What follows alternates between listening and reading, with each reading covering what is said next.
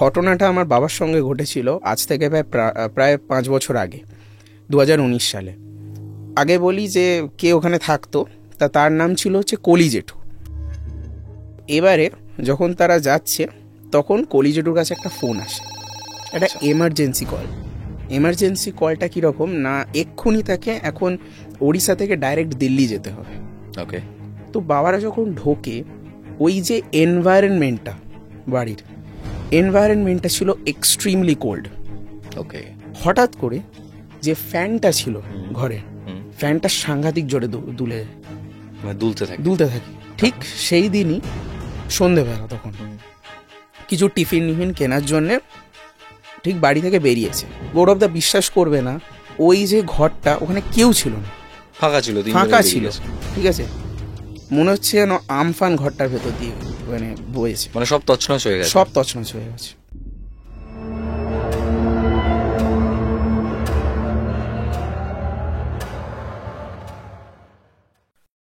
নমস্কার, আপনারা দেখছেন প্রেত কথার সম্পূর্ণ নতুন একটি লাইভ পডকাস্ট, এবং আজ আমার সঙ্গে একদম পুচকে একটা বাচ্চা ছেলে আছে, ওর নাম স্পন্দন। আজকে ওর কার সাথে ঘটনা, এটা বাবার সঙ্গে ঘটা একটা সত্যিকারের ভৌতিক ঘটনা আপনাদেরকে শোনাবে। কি ঘটনা, সে ঘটনা আপনারা জানতে পারবেন একটু বাদেই। তার আগে স্পন্দনের সাথে একটু আলাপ আলোচনা করে নিই। স্পন্দন ক্লাস 9-এ পড়ে, একদমই বাচ্চা ছেলে, এবং আমার এটা দেখে খুব ভালো লাগছে যে ক্লাস 9-10-এর এই ছোটো ছোটো বাচ্চারাও যে এখন সাহস নিয়ে আসছে এবং এসে যোগদান করছে, পার্টিসিপেট করছে যে হ্যাঁ আমি একটা ঘটনা বলবো। গতকালও যেমন হচ্ছে একটা বাচ্চা ছেলে দেখলাম প্রেত কথায় লিখে পাঠিয়েছে, কেউ লিখে পাঠাচ্ছে। ও যেমন ক্লাস 7-এ যখন পড়তো তখন প্রেত কথায় একবার একটা ঘটনা লিখে পাঠিয়েছিল। যাই হোক, সেটা তখন সিলেক্টেড হয়নি, কিন্তু এই যে যোগদান করার উদ্দেশ্য এবং এই যে কাজ করার প্রতি বা নতুন কিছু ক্রিয়েটিভ কিছু করার প্রতি যে আকর্ষণটাই কিন্তু আমার মনে হয় যে এই জেনারেশনকে আরও অনেক দূরে এগিয়ে নিয়ে যাবে। এবং প্রেতকথা পরিবার সবসময় আমরা চেষ্টা করে যাই যেন জেনারেশন এগিয়ে চলে, যেন আমরা প্রত্যেকে কোনো না কোনো ক্রিয়েটিভ কাজের সাথে থাকি। এবং আপনার ঘরের বাচ্চাদের মধ্যেও যদি এই ধরনের কাজ করার প্রবণতা থাকে তাহলে তাকে আরও উৎসাহিত করুন। স্পন্দন, তোর একটা ইউটিউব চ্যানেল আছে বলছিলি, তো ইউটিউব চ্যানেলে কথা বলিস কি এথিক্যাল হ্যাকিং নিয়ে, আর স্কুলে এখন এআই এর উপর কোর্স করছি। ভাবতে পারছেন, আমরা ছোটবেলায় এগুলো ভাবতেই পারতাম না, আর এখন বাচ্চারা কতটা এগিয়ে গেছে। তো যাই হোক, এখানে কেমন লাগছে তোর? খুবই ভালো লাগছে। তোর ইউটিউব চ্যানেলের নামটা বল। আমার ইউটিউব চ্যানেলের নাম স্প্যান সাইবার, SPANCYBER। আপনারা যদি সার্চ করেন পেয়ে যাবেন। ওখানে আমি এথিক্যাল হ্যাকিং এবং ভেরিয়াস টাইপস অফ টপিকের বিষয়ে কথা বলি, অবশ্যই কম্পিউটার সায়েন্সের ওপরে। আপনারা যদি চান ভিজিট করতে পারেন। নিশ্চয়ই সবাই ভিজিট করবে। আর এই স্টুডিওতে এসে কেমন লাগছে তোর? খুবই ভালো লাগছে, প্রথমবার এটা আমি কোনো পডকাস্টে এসেছি। এক্সাইটমেন্ট এবং নার্ভাসনেস দুটো ইকুয়াল করে যেটা আসে, সেটাই, সেই সেন্সটাই আমার ভেতরে এখন কাজ করছে। নার্ভাস হোস না একদম। যেই চ্যানেল রোজ শুনিস, যেই আওয়াজ প্রত্যেক দিন শুনিস, সেখানে নার্ভাস হওয়ার কিছু নেই।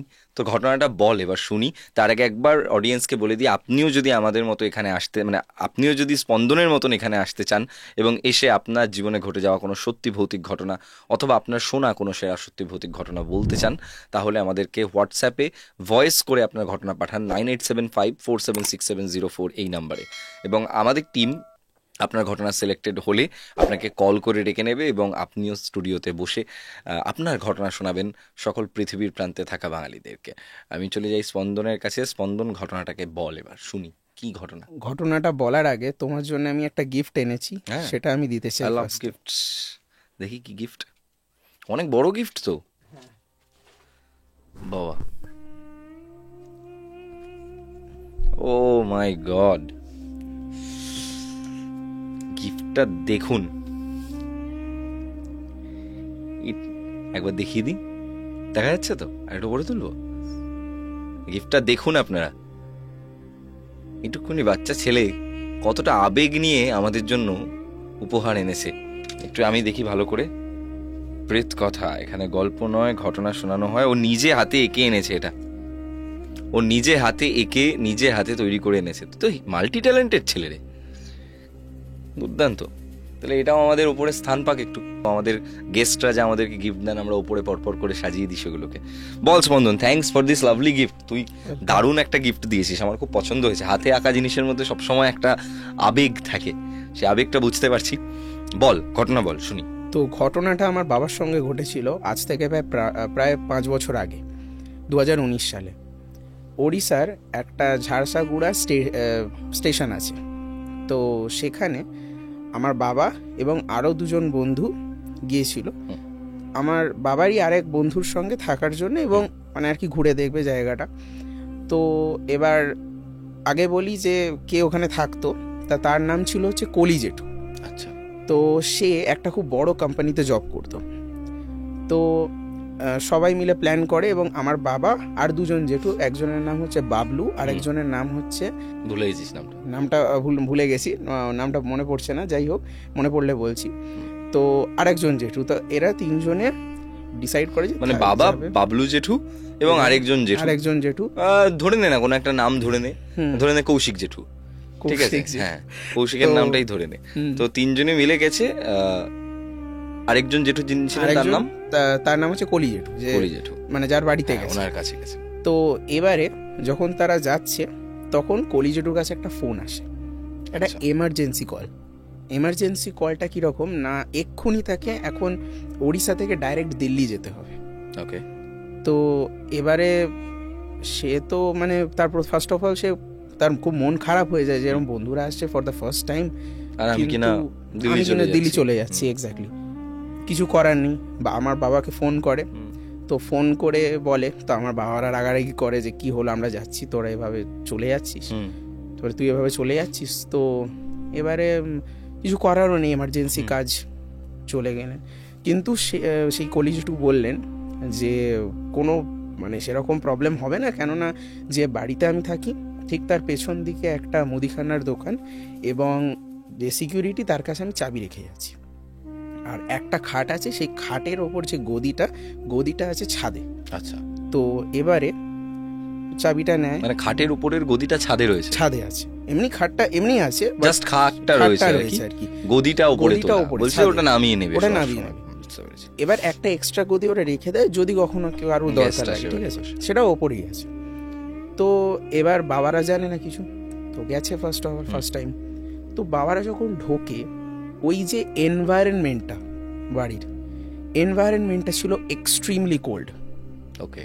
মানে আমি নিজে সেখানে যাইনি, তখন আমি ক্লাস 4-এ পড়ি, তো আমি যাইনি, বাবা গিয়েছিল। তো আমি এক্সপ্লেন করতে পারবো না কীরকম ঠান্ডা, কিন্তু আমার বাবা বলেছিল বেশ ঠান্ডা ছিল, মানে স্বাভাবিক যে টেম্পারেচার তার থেকেও খুবই কম। আচ্ছা। তো এবারে যাই হোক, সেটাকে সবাই ইগনোর করে, ভূত টুত তো মাথায় আসে। তো এবার ওরা তো জানতো না যে গদিটা ওপরে আছে, তো সিকিউরিটিকে ফোন করে, সিকিউরিটি বলে ওপরে আছে, আপনারা নিয়ে আসবেন। তো বাবারা যায় ছাদে, দুজন যায়, তো গিয়ে গদিটা নিয়ে আসে। আচ্ছা, ঠিক আছে। তো নিয়ে এসে একটা গদি কি হয়, এরকম নিচেতে রাখা হয়, আর একটা খাটের ওপরে রেখে দেওয়া হয়। তো যে একজন জেঠু সে খাটের ওপর বসে থাকে, আর যার 2জন, আমার বাবা আর এক জেঠু, তারা নিচে বসে। তারা প্রথমে ডিসাইড করে অনেকটা ট্রাভেল করে এলাম, এখন কিছু করতে হবে না, এখন মিনিমাম 1-2 ঘন্টা একটুখানি রেস্ট। তো যে খাটের ওপর বসেছিল সে ফোনে গেম খেলছে। এবারে যারা 2জন নিচে ছিল, আমার বাবা আরেকজন জেঠু, সে মানে নিজেদের মধ্যে গল্প করে এবং কিছুক্ষণ পর ঘুমিয়ে পড়ে। আচ্ছা, এবারে যখন মানে প্রায় তখন কি কত বলবো, প্রায় আধ ঘন্টা মতো প্রায় কেটে গেছে, তখন আমার বাবা আরেক জেঠু ঘুমিয়ে পড়ে, এবং যে গেম খেলছিল সে নিজের মতো, মানে তার নিজেরই একটা অ্যাডিকশান আছে গেম খেলা, সে গেম খেলতে থাকে। তো হঠাৎ করে যে ফ্যানটা ছিল ঘরে, ফ্যানটা সাংঘাতিক জোরে দুলতে থাকে। এবারে খাটটাও নড়ে ওঠে, আর যে নিচেতে যে গদিটা, এক্সট্রা গদিটা যেটাতে বসেছিল আর কি সব 2জন, সেটাও খুব জোরে, এতটাই বেশি দোলে যে মানে যারা ঘুমোচ্ছিল বাজেভাবে ভয় পেয়ে যায়, আঁতকে ওঠে আচমকা একটা জার্কিং এ। এবারে মানে বাবা বলছে যে কি হলো, মানে যারা ঘুমোচ্ছিল আরো বেশি তো আঁতকে উঠেছে না, আর যে গেম খেলছিল সেও ভয় পেয়ে গেছে, তার হাত থেকে ফোন টোন পড়ে গেছে। বলছি কি হলো রে, মানে আমার বাবা বলছে কি হলো রে, মানে ভূমিকম্প হলো নাকি? তো এবার বুঝতে পারছে না কেউ, সবাই বাইরে এলো সঙ্গে সঙ্গে, আমরা ভয় পেয়ে যায় না। তো এসে দেখে কিছুই নেই, সবই নর্মাল নিজের জায়গাতে, শুধু ওই ঘরে ওরা 3জনই ওই জিনিসটাকে ফিল করলো প্রথমবার। ঠিক সেই দিনই সন্ধেবেলা তখন কিছু টিফিন নিফিন কেনার জন্যে ঠিক বাড়ি থেকে বেরিয়েছে। এবারে যে যে জিনিসপত্রগুলো বাড়ির মধ্যে রাখা, মানে ধরে নাও চাদর বা এসব একটা ওই ঘরটার মধ্যে রাখা ছিল, সেই ঘরটা লক করেছে, করে নিচে সিকিউরিটির হাতে চাবিটা দিয়ে চলে এসছে। প্রায় 2 ঘন্টা ওরা হোম ঘুরেছে, তারপর একটু টিফিন টিফিন করে এসছে প্রায় 8টা-9টার সময়। গৌরবদা বিশ্বাস করবে না, ওই যে ঘরটা ওখানে কেউ ছিল না, ফাঁকা ছিল, ঠিক আছে? মনে হচ্ছে যেন আমফান ঘরটার ভেতর দিয়ে মানে বয়েছে, মানে সব তছনছ হয়ে গেছে, সব তছনছ হয়ে গেছে। মানে এমন হয়েছে, মানে আই কান্ট এক্সপ্লেন, এরকম অবস্থা। চাদরগুলো লিটারালি কেউ মনে হচ্ছে ছিঁড়ে দিয়েছে এর আগে। যে গদিটা ছিল, সেই গদিটা মানে যেন মনে হচ্ছে গদিটা ওই ঘর থেকে বের করার কেউ চেষ্টা করেছে, লকটা ভেঙে গেছে। এবার সিকিউরিটিকে মানে বলেছে, তো সিকিউরিটি বলছে ও কিছু না, মানে সিকিউরিটি একটা কিছু না লুকানোর চেষ্টা করছিল, ঠিক আছে? তো বাবা আমার অতটা মানে পাত্তা দেয়নি, ঠিক আছে? তো এবার কিছু বলেনি আর। তো এবার বিস্কুট চানাচুর এইসব কিনে এনেছিল। তো পরের দিন ওই রকমই একটা সাইট সিন মতো যাবে বলে ওরা ওরকম মানে এর মধ্যে একটা জায়গায় চায়ের যে হয় না, মানে চা রেখে গেছে, আবার বিস্কুট চানাচুর এইসব একটা টেবিলের মধ্যে সাজিয়ে গেছে, এটা বাইরে গেছে। সেম সেই দিন যখন তারা ফিরেছে দেখছে যে কিচ্ছু নেই, মানে মনে হচ্ছে যেন জিনিসগুলোই নেই, নাকি সব খেয়ে নিয়েছে, কেউ খেয়ে নিয়েছে। মানে প্লেট ফেটগুলো আছে, কিন্তু কথা হচ্ছে একটা এত বড় একটা চানাচুরের প্যাকেট পুরোটা মানে ভেতরে কেউ মনে হচ্ছে ছিঁড়ে খেয়ে নিয়েছে। কি বলছিস? একটা ইঁদুর, যদি আমি ধরে নিই একটা ইঁদুর ছিল ভেতরে, ঠিক আছে, তাহলে সেই ইঁদুরটা কি করতে পারতো, একটা প্যাকেটের নিচে থেকে কাটতো, আর কাটার একটা সাইন হতো যে হ্যাঁ চলো একটা ইঁদুর দাঁত দিয়ে কেটেছে। কিন্তু হাউ ইজ ইট পসিবল, যেন মনে হচ্ছে কেউ মানে লিটারালি ছিঁড়ে দিয়েছে প্যাকেটটাকে আগে, ঠিক আছে? ঠিক সেই দিনই যে আমি বললাম আর একটা জেঠু যে খাটের ওপরে বসে গেম খেলছিল, সেই দিন সে রাতে একটা স্বপ্ন দেখে। কি স্বপ্ন না, স্বপ্নে সে দেখে একটা ওই 20-30 বছর বয়সী একটা মেয়ে, ঠিক আছে, স্বপ্নে এসছে আর এসে বলছে ওটা আমার গদি, তুই কেন ছিলি ওতে, তুই কেন বসেছিস, লিটারালি এইভাবে বলছে। আচ্ছা, এখান থেকে চলে যা, নাহলে কিন্তু মেরে ফেলবো। গায়ে কাঁটা দিচ্ছে এটা বলার সময়, সেই সময় ঘুমটা ভেঙে যায়। বাবা মা নয় মানে বাবা আর যে যারা জেঠু ছিল তাদেরকে ডেকে সব বলে। তো বাবারা বলেছে কি সব স্বপ্ন দেখছিস তুই, এসব ভয় পেয়ে গেছিস হয়তো কিছু হবে, তো ইগনোর করে। সেই জেঠুটাই পরের দিন ওয়াশরুমে জাস্ট ফ্রেশ হওয়ার জন্য মুখটুক ধুতে যায়। সেই সময় মানে ওয়াশরুমটা কীরকম বলছি, ধরে নাও একটা square type of washroom, square শেপের। এবার যখন মুখটা সে ধুয়ে যখন সে আয়নার দিকে তাকায়, যখন আয়নার দিকে আর কি নিজের এতে দেখে, সে দেখে তার চোখ থেকে রক্ত পড়ছে, চোখ থেকে রক্ত পড়ছে সিরিয়াসলি। তারপর মানে অবাক করা বিষয়, সে নিজে হাতকে ওঠে কি হলো আমার চোখে, কি হলো হঠাৎ, স্বাভাবিক। তো বাইরে আসি চিৎকার করতে করতে যে কি হলো আমার সঙ্গে এটা। তো যারা বাকিরা ছিল বলে কোথায় তুই কি সব দেখছিস আজকাল, এইরকম ঘটনা চলতে থাকে। কখনো কখনো কেউ খেয়ে নিচ্ছে। আরেক দিনের ঘটনা বলি, সেই দিন রাতে আমার বাবা এবং আরেক জেঠুর সঙ্গে এই ঘটনাটা ঘটে। কি হয়েছিল না, ওই সেম ভাবে ওই যে গদিতে নিচেতে শুয়েছিল। তুমি দেখবে কোনো একটা জায়গায় তুমি যদি মানে ঘুরতে যাও বা বেড়াতে যাও, একটু চাইবে যে সারাক্ষণ তো খাটে কি করবো, একটু নিচেতে বসি, ঠিক আছে? এবার নিচেতে ওরকম ওই জন্য গদি পেতে শুয়েছিল। রাত্রির 3-3:30, এক্স্যাক্ট টাইমটা বলা যাচ্ছে না যেহেতু ঘুমোচ্ছিল, 6 থেকে 7 ফিট দূরে কেউ মনে হচ্ছে লিটারালি টেনে নিয়ে চলে গেছে। মানে গদিটা শুদ্ধ টেনে নিয়ে চলে গেছে, যারা শুয়েছিল তাদেরকে শুদ্ধ নিয়ে চলে গেছে। গেটটা মানে এখানে যদি গেটটা থাকে, বেডটা প্রায় এই অবধি চলে এসছে, মানে ওই যে গদিটা এই অবধি, যে জায়গায় গদিটা ছিল প্রায় এই জায়গায়। বাবা, এইরকম অবস্থা। এবার মানে সবাই একটু ভয় পেয়ে যায়। তখন কলি জেঠুকে ফোন করে, যে দিল্লিতে গিয়েছিল, তো যে কি হলো এসব ঘটছে কেন? তো সে বলো কিছু না, অত মানে সেও কিছু না কিছু একটা লুকানোর চেষ্টা করে, যাই হোক। তো এবারে সেরকম তো ঘটলো। তো এবার অ্যাকচুয়ালি ওরা 3 দিনের জন্য গিয়েছিল, তো 3 দিনই এইসব ইনসিডেন্টগুলো হলো 3 দিনের মধ্যে। তখন কি তারা বুঝতে পারছে না যে এটা ভৌতিক ব্যাপার? অ্যাকচুয়ালি ব্যাপারটা হচ্ছে যে আমার বাবা আর এক জেঠু, যে ওরা দুজনেই অ্যাকচুয়ালি এসব জিনিসে বিশ্বাস করে না, একদমই বিশ্বাস করে না। তো চোখের সামনে এত কিছু হলো, তার সবসময় একটা সায়েন্টিফিক্যাল লজিক খোঁজার চেষ্টা করেছিল। আমি যখন ঘটনাটা শুনি আমি নিজে অবাক হই। যাই হোক, আগে শেষ করি ঘটনাটা। এবার ওই রকম হয়, যেদিন ওরা বেরিয়ে আসবে আমার বাবারা তিনজন, সেই দিন আমার বাবা নিজে পইতে আছে, হয়তো তার জন্য, আমি জানি না এর কি এক্সপ্লেনেশন হতে পারে। আরেকজন যে জেঠু, তার আবার একটা স্বপ্ন আসে। কি স্বপ্ন না, স্বপ্নতে সেই রকমই 20-30 বছর একটা ওইরকম একটা মেয়ে এসে বলছে কালকে তুই চলে যাচ্ছিস তো, ওই যে গদিটা আমার, গদিটা ছাদে দিয়ে আসবি। আচ্ছা, গদিটা ছাদে দিয়ে আসবি, যদি না দিয়ে আসিস আমি তোর সঙ্গে তোর বাড়ি চলে যাবো। হ্যাঁ, সিরিয়াসলি, আমি তোর সঙ্গে তোর বাড়ি চলে যাবো, তোর ক্ষতি করে দেবো। তোরা যে তিনজন এসছিস, তুই ভাবতে পারছিস না তোরা কি ভুল করেছিস। বুঝতে পেরেছি। এইরকম ভাবে হ্যাঁ কানেকশনটা ছিল। তো এবার নিজেরই ভয় লাগছে। তো এবারে পরের দিন হয়, সবাই ভয় পেয়ে যায়। আমার কিন্তু ব্যাপারটা হচ্ছে যে আমার বাবা কিন্তু নিজে থেকে ওরকম কিছু ফিল করেনি, তখনও অবধি কিছু দেখেনি। এমনি তো ওই বেড এভাবে টেনে এনেছিল, ওগুলো হয়েছে, কিন্তু কথা হচ্ছে নিজের চোখে কোনো কিচ্ছু দেখেনি।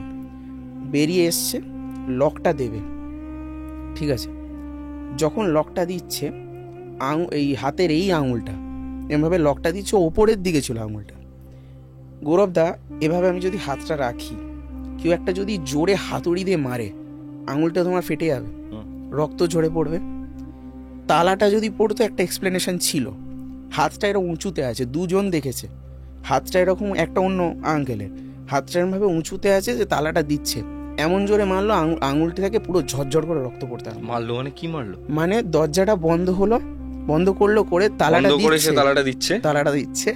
সেই সময় ওপর থেকে যেন, মানে ওপর থেকে সেটা বোঝা যাচ্ছে না, মানে অদৃশ্য কিছু সিরিয়াসলি হঠাৎ করে হাত থেকে এমন মারলো, সে চিৎকার করে উঠলো এবং হাত থেকে বাজেভাবে রক্ত বেরোতে আরম্ভ হলো। তারপর তো কি করবে সেই সময়, ওড়িশাতে, আমরা তো বাঙালি, আমরা এখানে থাকি, তো সেখানে তো অত লোকাল কিছু চেনে না আমার বাবা।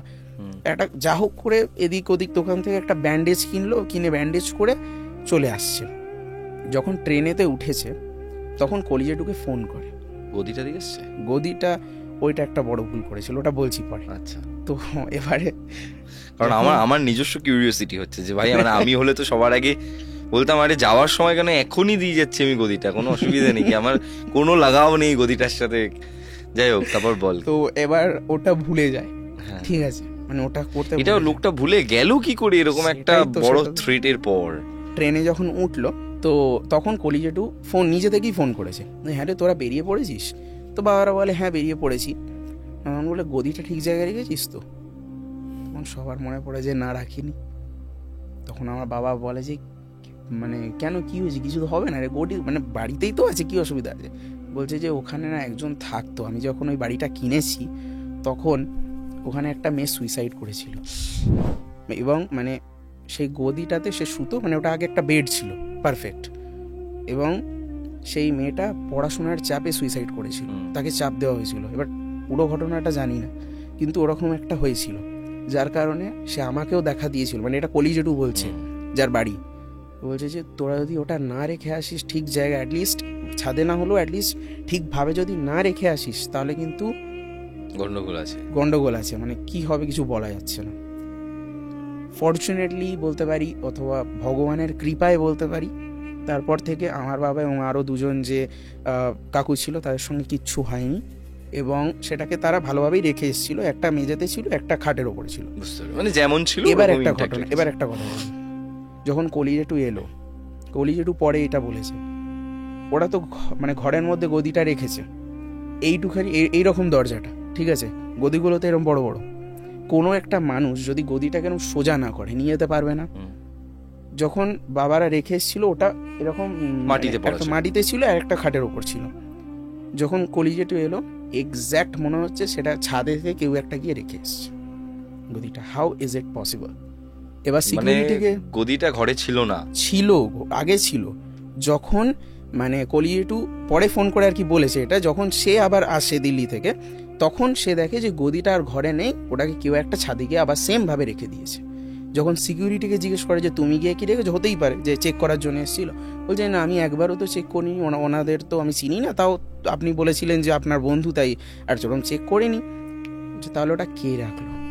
না কোনো মানে কাজের লোক বা এরকম কেউই আসতেন না, বা তাহলে এটা কি হলো ব্যাপারটা? তো মানে ঘটনাটা খুব ভয়ঙ্কর না লাগলো, খুবই বেশি খুব ভয়ঙ্কর লাগুক না লাগুক সেটা বড় ব্যাপার না, বড় ব্যাপারটা হচ্ছে যে এই যে ঘটনাটা তুই বললি, এই ঘটনাটা 100% একদম সত্যিকারের ঘটনা।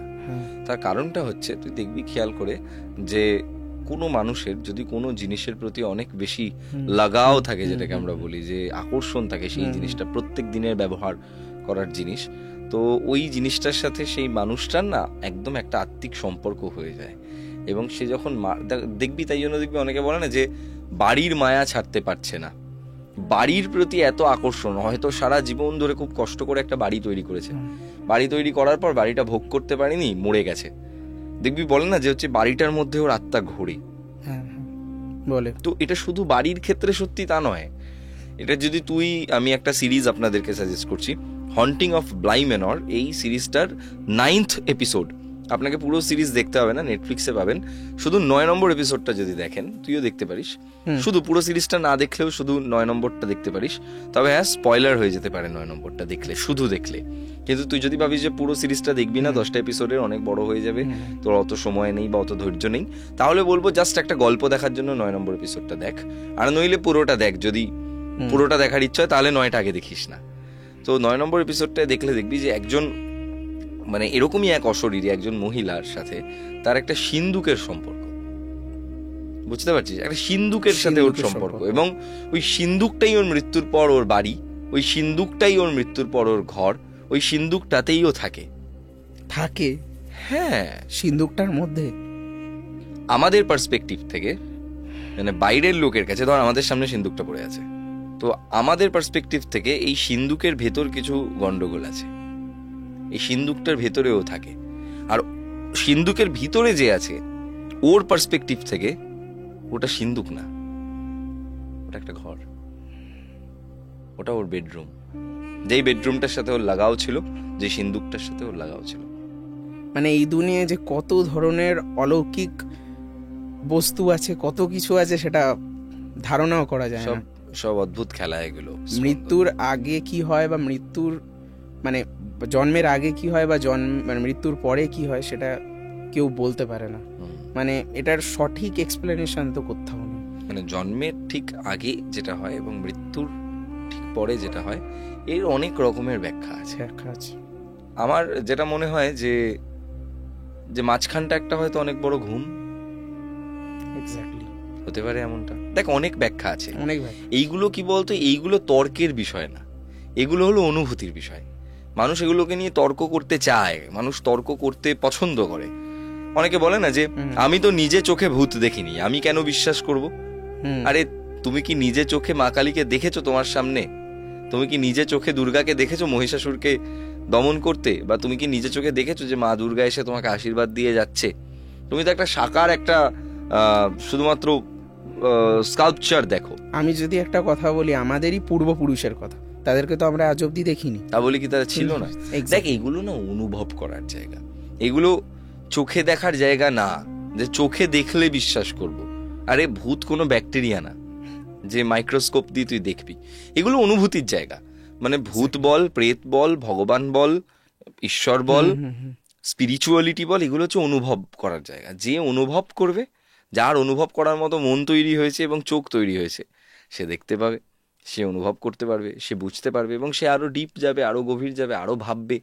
যেমন ধর তুই লিখতে ভালোবাসিস, বা তুই ধর বলতে ভালোবাসিস, সেই যে তুই ধর বলছিস, এখানে এসে একটা ঘটনা বলছিস, তোর যে আবেগটা কাজ করছে, সেই আবেগটা কি আমি কোনো আলাদা করে জায়গায় একটা সাকার আকারে দেখতে পাবো যে এটা হলো ওর আবেগ, আলাদা করে ওর আবেগটাকে একটা কাপের মতো? এটা শুধুমাত্র নিজের মনের মধ্যে থাকে, এটা তোর অনুভূতি। তুই এই অনুভূতির জন্যই ছুটে এসেছিস, আমি এই অনুভূতির জন্যই এখানে বসে আছি, এবং আমরা অনুভবের জন্য শুধু কথা বলে যাচ্ছি একে অপরের সাথে। এবং আমাদের মনেই হচ্ছে না যে আমরা একে অপরকে চিনি না, আমাদের মনে হচ্ছে আমরা হয়তো কতদিন ধরে চিনি একে অপরকে, কথা বলছি। তো গল্পটা এখানেই যে এগুলো না অনুভূতি, এদের কোনো মানে আকার হয় না, আকার হয় না। অনুভূতির কোনো আকার হয় না। তো ভূতকে অনুভূতি হিসেবে যখন দেখবি, তখন আর যে ভূতের একটা আকার থাকবে, ভূতকে দেখতে হবে, এমন আর কোনো মানসিকতা থাকবে না। তর্কও করতে তোর ভালো লাগবে না কারোর সাথে যে ভূত আছে কি নেই, কারণ তখন বলবি ভাই এটা তো যার যার অনুভূতি, এক্স্যাক্টলি। অনুভব করলে আছে, না করলে না নেই। করলে নেই। দারুণ লাগলো, খুব ভালো ঘটনাটা বললি। আমি তোকে আবারও ডাকবো, তুই আবারও আসবি, আবারও ঘটনা বলবি। তোর ইউটিউব চ্যানেলের নামটা আরেকবার বলে দে। আমার ইউটিউব চ্যানেলের নাম হচ্ছে স্প্যান সাইবার, SPANCYBER। আপনারা যদি সার্চ করেন পেয়ে যাবেন। ওর চ্যানেলে কি করেও আমি একটু বলে দিই। ওর চ্যানেলেও এথিক্যাল হ্যাকিং নিয়ে কথা বলে এবং কম্পিউটার সায়েন্স রিলেটেড কথাবার্তা বলে, এবং তার পাশাপাশি ও এখন এআই নিয়ে একটু পড়াশোনা করছে। এখন তো এআই ফিউচার, তো এখনকার বাচ্চারা এআই নিয়েও খুব ইন্টারেস্টেড। তো আপনারা যারা কোনো রকম হেল্প চান, বা আপনাদের যদি কখনো কোনো রকম দরকার পড়ে, প্রয়োজন পড়ে, আপনারা কিন্তু মানে ফিল ফ্রি টু কন্ট্যাক্ট স্পন্দন। এবং আর কিছু তুই বলবি তোর চ্যানেলের ব্যাপারে বা তোর সাবজেক্টে? অ্যাকচুয়ালি ব্যাপারটা হচ্ছে যে শুধু এথিক্যাল হ্যাকিং এর বিষয় নয়, এথিক্যাল হ্যাকিং এর ওপরে তো আমি চ্যানেলটার ওপর কাজ করছি, কিন্তু মানে আচ্ছা তুই একটা কথা বল যে হ্যাকিং এটা আবার এথিক্যাল কি করে হয়? হ্যাকিং এথিক্যাল কিভাবে হয় এটা বলছি, এটা একটা মানে আমি সেপারেট চুরি টপিক হলো। মানে আমি চুরি করব, কিন্তু এথিক্যালি কি করে চুরি করব? না, চুরি বা করাটা ঠিক ট্রেসপাস ব্যাপার করব, এথিক্যালি কি করে করব? না, আমি ওরকম ব্যাপারটা বলছি না, আমি একটা এক্সাম্পল নিয়ে হ্যাঁ বলছি। বল। ধরে নাও তোমার কাছে একটা ছুরি আছে, হুম, সেই ছুরিটা দিয়ে তুমি একজনকে খুন করতে পারো, পারি। আবার একজনকে সেভ করতে পারো, পারি। ঠিক আছে? ঠিক সেই রকমই এথিক্যাল হ্যাকিং মানে হচ্ছে, মানে তুমি যাই ভালো করো, কাজে ভালো ব্যবহার করছো, কাজে মানে নিজের ব্যাপারটা হচ্ছে শক্তিটাকে ম্যাজিকের ব্যবহার মতো করছো। আর কি, magic and black magic. Exactly. Magic দুটোই। ম্যাজিকে কাউকে তুমি আনন্দিত করতে পারো, ব্ল্যাক ম্যাজিকে কাউর তুমি ক্ষতি করতে পারো। এর আচ্ছা। ইজি তুই তার মানে এই এথিক্যাল হ্যাকিংটা জানিস, করতে জানিস? জানি, ওরভাবে না, শিখছি। এটাও এরকমও না যে আমি একদম প্রফেশনাল হ্যাকার, ওরকমও নয় ব্যাপারটা। মানে তুই শিখছিস শিখছি আমি শুধু, কিন্তু এথিক্যাল হ্যাকিং এর ওপর নয়। আমি যেরকম বললাম এআই এর ওপরেও কিন্তু আমি বিভিন্ন ধরনের ভিডিও বানিয়েছি, যেরকম NLP, ঠিক আছে, এরকম প্রচুর আছে, তো টপিকস আছে, এগুলো বিষয় আপনারা পেয়ে যাবেন। এবার কথা হচ্ছে আমি অত বেশি কনসিস্টেন্ট নই, অনেস্টলি বলছি। তার কারণ হচ্ছে আমার নিজেরও পড়াশোনা আছে, পড়াশোনার বাদ দিয়ে যেটুকু টাইম মোবাইলে গেম খেলার থেকে আমার মনে হয় কোনো একটা জিনিস আমি যদি ইউটিউবও করি, সেটা যদি আমাকে শেখাচ্ছে, সেটা খুব ভালো আমার জন্য, আমার না কেরিয়ার। তুই ভালো কাজ করছিস। তার কারণ কি বলতো, যখন তুই নিজে কোনো ইনফরমেশন কাউকে দিচ্ছিস, তখন তুই আসলে নিজেকেও সেই ইনফরমেশনটা দিচ্ছিস, শিখছিস তখন তুই সেখান থেকে। আমি একটা বইও পড়ছি, কি বই পড়ছিস? বেসিক্স অফ এথিক্যাল হ্যাকিং বইটার নাম। তো ওর মধ্যে বিভিন্ন ধরনের জিনিস লেখা আছে, বিভিন্ন ব্যাপারে। এরকম নয় যে, আর একটা জিনিস যেটা আমি বলতে চাই সেটা হচ্ছে হ্যাকিং মানে কিন্তু এটা শুধু নয় যে এর ওয়াইফাইয়ের পাসওয়ার্ডটা হ্যাক করে নিচ্ছি, তার মানে কিন্তু হ্যাকিং নয়। হ্যাকিং কিন্তু অনেক ধরনের হয়, ঠিক আছে?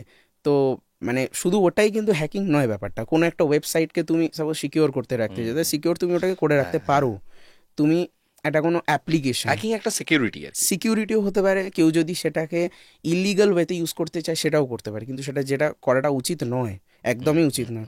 তুমি নিজের পাওয়ারটা নাও, নিজের নলেজটা নাও, কিন্তু সেটাকে ভালো জায়গাতে প্রয়োগ করো যাতে মানুষের হেল্প হয়। 100%। বা তার অ্যাটলিস্ট তুমি যদি হেল্প না করতে পারো, অ্যাটলিস্ট তার নলেজটা যাতে ইনক্রিজ হয়, এটা মানে আমার বেস্ট মোটিভ। একদম ঠিকই কাজ করছিস তুই। আরো ডিপ ডাইভ কর এই ব্যাপারটাতে, আরো বেশি শেখ। আর আবারও আসিস, যখন মন চাইবে চলে আসিস। আমার সাথে কথা বলার ইচ্ছে হলে আমার কন্ট্যাক্ট নাম্বার তোকে দিয়ে দেবো, ঠিক আছে? আমার সাথে যে কোনো সময় কন্ট্যাক্ট করে নিবি। আর আপনিও কিন্তু আমাদের এই পডকাস্টে আসতে পারেন। আমাদের পডকাস্টে আসার জন্য 9875476704। এত ভয় পাওয়ার কিছু নেই। নাম্বারটা তো তাড়াতাড়ি বললাম মানে এই নয় যে চলে যাবে। নাম্বারটা স্ক্রিনে দেওয়া রয়েছে, ডেসক্রিপশনে দেওয়া রয়েছে। এই নাম্বারে পাঠান আপনার ঘটনা, ভয়েস করে পাঠান আপনার ঘটনা। আপনার ঘটনা যদি আমাদের পছন্দ হয়, আমাদের টিম আপনাকে সিলেক্ট করে নেবে এবং আপনাকে ডাকবে আমাদের স্টুডিওতে। তারপর আপনি আপনার ঘটনা বলবেন সমস্ত পৃথিবীর বুকে থাকা সকল বাঙালিকে। তো আজকের মতো এপিসোড এখানে শেষ করছি। আমি গৌরব ছিলাম আপনাদের সঙ্গে। আজ আমার গেস্ট স্পন্দন এবং কৌশিক রয়েছে ক্যামেরার পিছনে। এখানে গল্প নয়, ঘটনা শোনানো হয়।